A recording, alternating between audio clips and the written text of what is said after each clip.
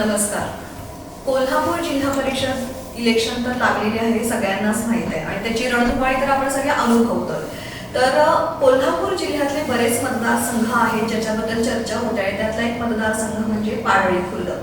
तर त्याचे एक उमेदवार म्हणू आपण किंवा एक नवा चेहरा किंवा एक विकासाचं विजन घेऊन समोर येणारा नवा चेहरा म्हणजे के.एन. पाटील, जे आज आपल्या सोबत आहेत आणि आज आपण त्यांच्याशी चर्चा करणार आहोत. त्यांचा अजेंडा काय आहे, त्यांनी आतापर्यंत काय काय केलेलं आहे.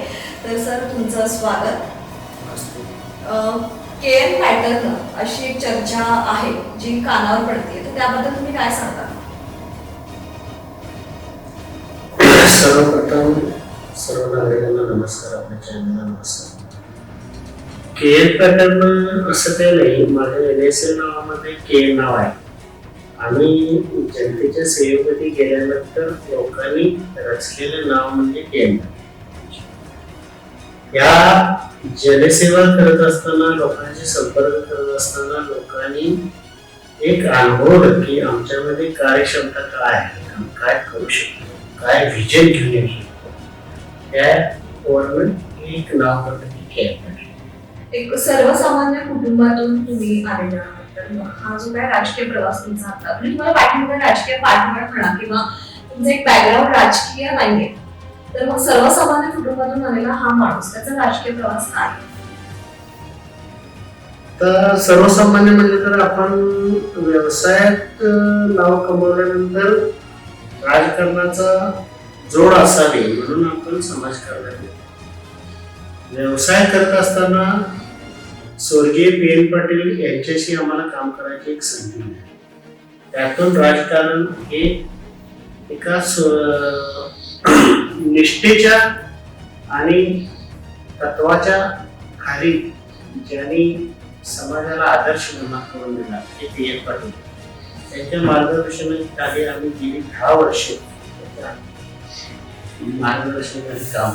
त्याचे इन्स्पायरिंग आमच्यामध्ये असल्यामुळे आम्ही त्याचं एक त्या इन्स्पायरिंगमुळे आम्ही समाजामध्ये वेगळा चेहरा घेऊन जाण्याचा प्रयत्न करत आहोत किंवा त्यांचे विचार रुजवण्याची, टिकवण्याची, वारसा परंपरा टिकवण्यासाठी आम्ही राजकारणाचा एक पैलू आज आम्हाला जपण्याची संधी मिळाली.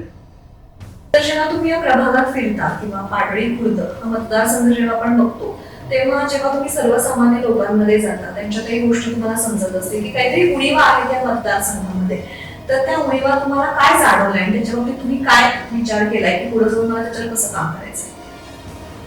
अतिशय चांगला प्रश्न आहे की पारळी खुर्द हा मतदारसंघ नवीन रचनात्मक झालेला मतदारसंघ आहे. या मतदारसंघामध्ये भौगोलिक परिस्थिती पाहता पारंपरिक व्यवसाय, शेती, जनावरे आणि त्यातून त्यांचं जे ऊसाचं उत्पन्न आहे असाच आहे. सहकाराच्या जाळ्यात अडकलेला किंवा सहकाराच्या माध्यमातून उदरनिर्वाह करणारा जास्तीत जास्त वर्ग आहे. या वर्गाला आपण आर्थिक उन्नती देण्यासाठी किंवा आमच्यासारखा गरीब घराण्यातला पण माणूस व्यावसायिक होतो एक आदर्श देण्यासाठी आम्ही हा समाजकारणात आत्ता उतरतो. हे उतरत असताना समाजामध्ये असे वंचित भरपूर असे घटक आहेत.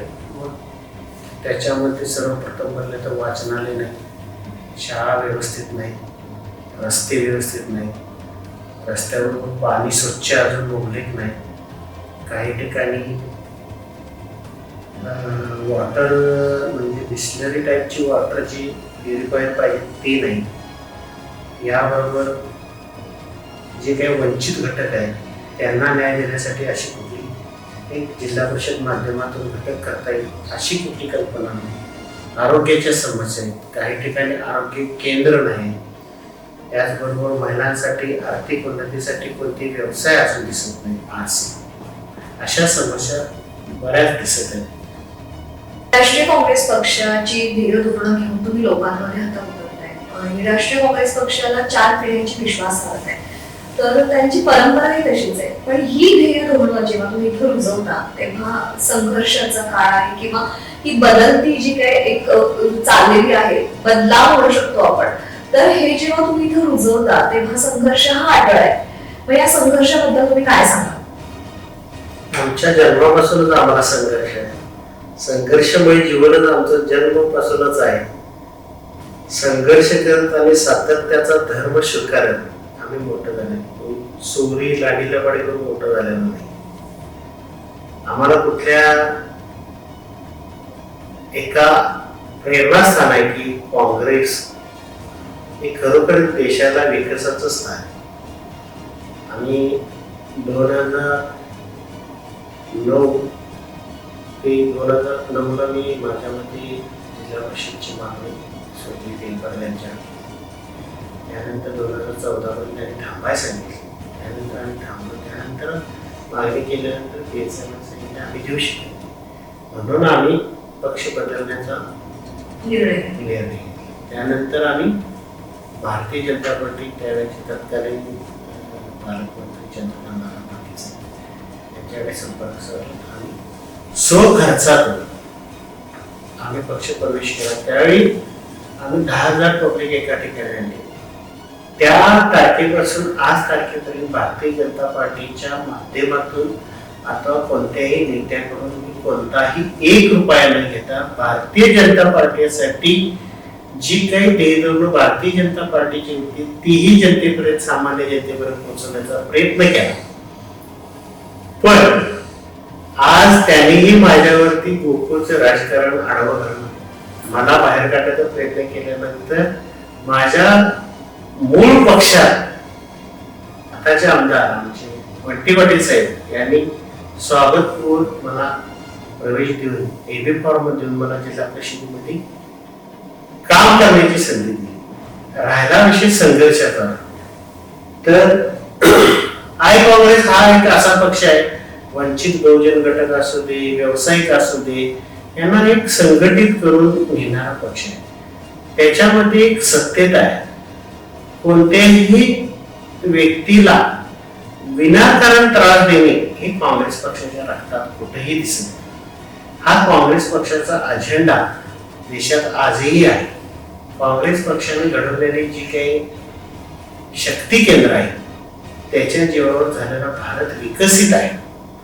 आणि या विकसित केंद्रामध्ये असं नाही की संघर्ष भारतीय जनता पार्टीत आहे आणि काँग्रेसमध्ये नाही, असंही नाही. कारण आज सत्तेत आहेत जी मोठ्या पदावर आहे त्यांनाही संघर्ष आहे समाजकार्य घडवण्याचा. आणि आज विरोधी बाजूवर असणारा भारतीय म्हणजे नॅशनल काँग्रेस पार्टी ही संघर्षात आहे. कारण त्यांना विविध घटकासाठी तोंड द्यावं लागते. त्यामुळे जनतेला न्याय देण्यासाठी काँग्रेस पक्ष हा निवडला. आणि आज योगायोगानं जिल्हा परिषदेत सत्ता आली तर छानच आहे, चांगलं काम करताय. योगायोगानं नाही आली तर संघर्षमय जीवन आहे. विरोधी पक्षापासून आमचं काम ठसा उमटवण्याचा पण आम्हाला आमचं कार्य दाखवण्याचा प्रयत्न जनतेपर्यंत आम्ही नक्की करू. जसं तुम्ही आता सांगितलं की वेगवेगळ्या माध्यमातून तुमच्या आई वडिलांनी काम केलेलं आहे, जो तुमच्याकडे तो वारसा आलेला आहे जेनेटिकली. तर असं काही तुमच्या डोक्यात आहे का की मला महिलांसाठी काहीतरी करायचंय, तरुण पिढीसाठी काहीतरी करायचंय, मागास किंवा वंचित उपेक्षित घटकांसाठी काहीतरी करायचं, असं तुम्ही डोक्यात काही ठरवलंय का? नक्कीच ठरवलेलं आहे. उपेक्षित घटकांसाठी आतापर्यंत आम्ही बरंच केलेलं आहे. स्पर्धा परीक्षा असतील किंवा त्यांच्यासाठी वेगळी शिबिरे घेतली असतील, आरोग्य शिबिर घेतली असतील, हे भरपूर काम आम्ही केलेलं आहे. याचबरोबर आता आम्ही त्यांच्यासाठी स्वयंरोजगार कसा उपलब्ध होईल आणि ते स्वयंरोजगार किंवा स्वतःच्या पायावरती महिला कशा उभा राहतील याचा एक वेगळा व्हिजन घेऊन आम्ही या जिल्हा परिषदेच्या इलेक्शनमध्ये आपल्याकडे आहेच. याच्यातला प्रामुख्याने जर व्यवसाय दाखवायचा झाला तर ह्या व्यवसायामध्ये महिला काम करू शकतील असं एक चांगलं साधन ह्या मतदारसंघात ते महाराष्ट्रामध्ये उल्लेखनीय होईल असं आहे. आपल्या पाडेखुर्द मतदारसंघाला लागून असणारा सातेरी डोंगर तिथं महादेवाचं मंदिर प्रसिद्ध आहे. कसबा बीड मध्ये महादेवाचं मंदिर प्रसिद्ध आहे. आणि आरेगाव म्हणून जे आमच्या मतदारसंघात आहे ते प्राचीन काळातलं महादेवाचं मंदिर. आणि तिन्ही महादेवाचे मंदिर आणि हे प्राचीन आहे. या प्राचीन मंदिराचा अभ्यास केला तर येणारा पर्यटक महाराष्ट्र स्तरावरती जिल्हा परिषदच्या माध्यमातून आपण ते महाराष्ट्राच्या पटलावरती कसं जाईल यासाठी जर प्रयत्न केला तर महिलाही सुशिक्षित होतील, युवकही सुशिक्षित होतील आणि त्यांना वेगळा शेतीबरोबर जोडधंदा मिळेल. वैद्यकीय व्यवसाय त्यातून तुम्ही समाजकारणाकडे वळला आणि माझा त्याच्यातून राजकारणाकडे तुम्ही वळला. तर हा एकंदरीत प्रवासाबद्दल काय सांगा? वैद्यकीय व्यवसाय जर बोलायचं तर तो आमची डिग्री त्या पात्रतेची नसल्यामुळे आम्ही एक योगा नॅचरोपॅथी BMS वगैरे केल्यामुळे आम्ही त्या व्यवसायाकडे फार लक्ष पहिल्यापासून मी ट्रस्ट स्थापन करून MBBS MD या लेवलचे डॉक्टर्स त्याची बरेच ठिकाणी लोकांना चांगल्या कमी त्रास आणि या सेवा करत असताना 2001 साली आमचे बंधुरात वाटल्यामुळे आम्हाला एकटं राहणं कठीण वाटायला होतं. त्यामुळे आम्ही आमच्या मित्रांच्या संगतीत राहून एक व्यवसायाकडे वळलो होतो. अचानक बोल तो व्यवसायामध्ये लँड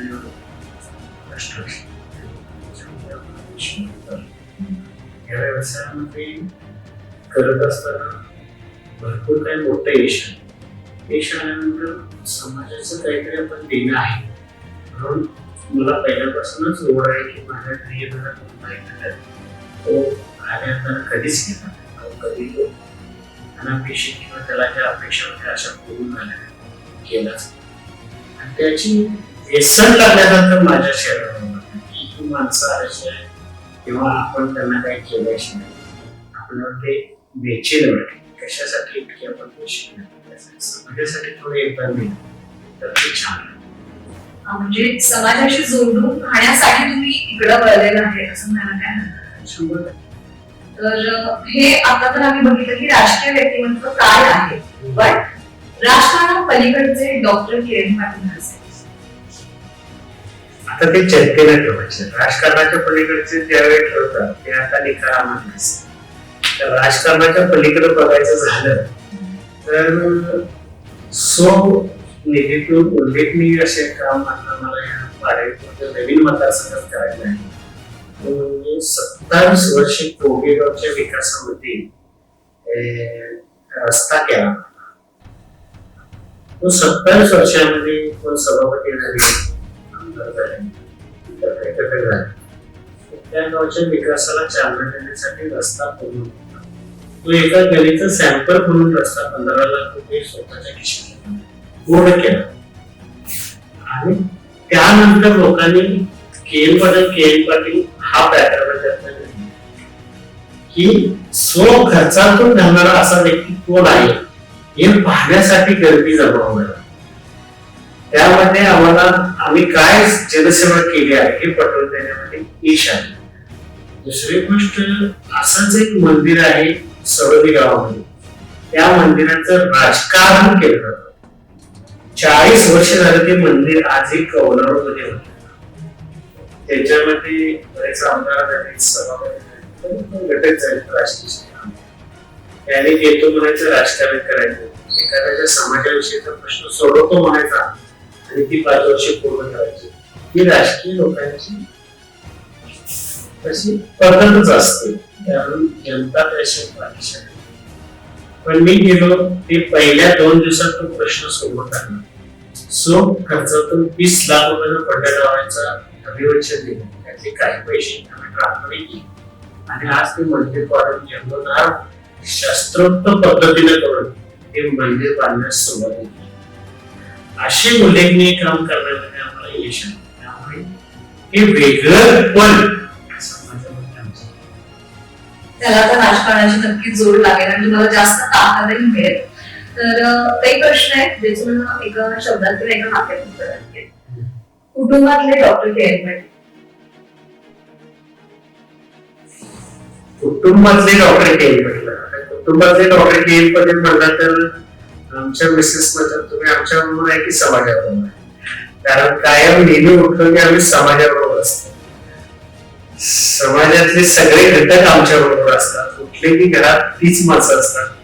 फार कमी वेळ आमच्या कुटुंबासाठी दिला जातो. मुलेही खंत व्यक्त करतात बाबा तुम्ही आम्हाला वेळ देत नाही. धान्याचा असेल समाजकारणाचा असेल छोट्या छोट्या गोष्टी त्यांना तो आनंद देतो देऊन त्यांच्यामध्ये प्रेम निर्माण करण्याचा प्रयत्न करून तो एक केन पटल वेगळा एक वेगळाच म्हणजे वेगळं नातं जपण्याचा यशस्वी म्हणजे समाज आणि कुटुंब याला बॅलन्स करणारा व्यक्तिमत्व आवडतं सामाजिक व्यक्तिमत्व जे तुम्हाला आवडतं. सामाजिक व्यक्तिमत्व कर्मवीर बाबा कर्मवांची त्याचं तत्व होतं की कमवाय राजकारणातलं व्यक्तिमत्व किंवा प्रेरणास्थान ज्यांची तुम्ही प्रेरणा घेऊन राजकारणाबद्दल किंवा राजकारण करताय. तुम्हाला राग कशाचा येतो सगळ्यात जास्त? खोटं बोलणं. भावी काळात भविष्यात तुमची वाटचाल तुम्हाला कुठपर्यंत करायची? सध्या तरी जिल्हा परिषद पर्यंत आहे. जिल्हा परिषद नंतर काय राजकीय समीकरण ठरवले जाते. पण मला स्वप्न एवढं की जिल्हा परिषदेच्या माध्यमातून पोहोचतो. एकटं राहायला वाटतं की लोकांमध्ये राहायला? एक वेगळं व्यक्तिमत्व तुमच्यातनं बाहेर जे लोकांना सतत दिसतं तर त्या व्यक्तिमत्वाबद्दल काय सांगता? आपणच आपली स्तुती करणं बरोबर नाही. पण जे पहिल्यांदाच शब्द वापरला की जेनेटिक असा काय गुण आहे मलाही माहिती नाही. पण समाजात वेगळं पण करण्याची पहिल्यापासून स्किल डेव्हलप झालेलं आहे. त्याचं प्रेरणाचं नवची शिकवण्याची या लोकांचा अभ्यास केला तर ही लोक सर्व काही व्यवस्थित असतात.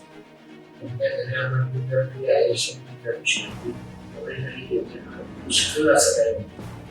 पण त्यांनी समाजासाठी योगदान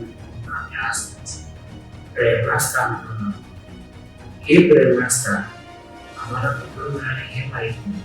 पण समाजाला अशी माणसं हवी आहेत हे आम्ही समाजाला एकत्रित करण्याचा प्रयत्न संघटित करण्याचा प्रयत्न केला. त्यावेळी समाज आमच्या प्रेम करतो. त्यावेळी प्राऊड फील होते की मी समाजासाठी काही केलं. देवधर्म रामधर्म हे चालूच असतं.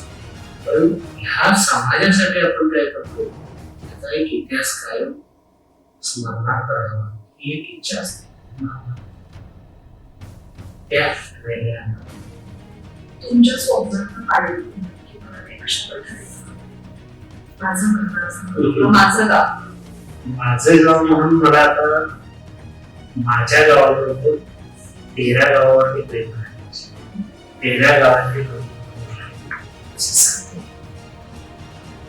13 गावांचा अभ्यास केला.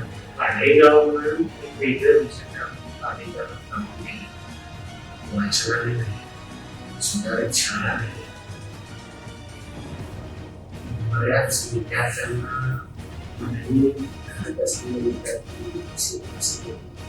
अकॅडमी नाही मोफत अकॅडमी करता येते तर ते पाहण्याचं स्वप्न नाही. आणि हे विद्यार्थी नॅशनल लेवलपर्यंत कशी पोहोचतो इंटरनॅशनल लेवलपर्यंत कशी पोहोचतो यांचेही अभ्यासक्रम चालू आहे. तो लवकरात लवकर प्रयत्न करतो.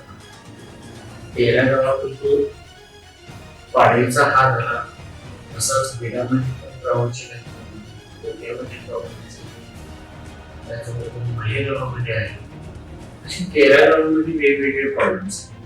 पण पाडळी कुटुंब मतदारसंघ खूप छान. त्यामध्ये बरेच काही करण्याचा समाज कमी आहे. खरंच पाडळी कुटुंब खूप छान आहे. कारण तुमच्यासारखं व्यक्तिमत्व इथं लाभलेलं आहे जे समाजासाठी इतकी वर्ष कार्यरत आहे. जसं तुम्ही म्हटलं की मला बाकीच्या गावांसाठी पण बरीच काही कामं करायची आहेत. तर आमच्या माध्यमातून तुम्ही मतदारांना काय आवाहन कराल?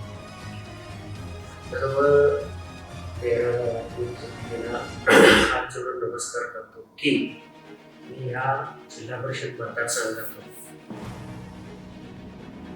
जिल्हा परिषद लढवत असताना माझ्याबरोबर म्हणून एक पाडळीपूर मतदारसंघातून तुषार पुजारी पंचायत समिती आणि शिरोली विधानमधून इंद्राव कांबळे अशी आम्ही इलेक्शन लढवतो.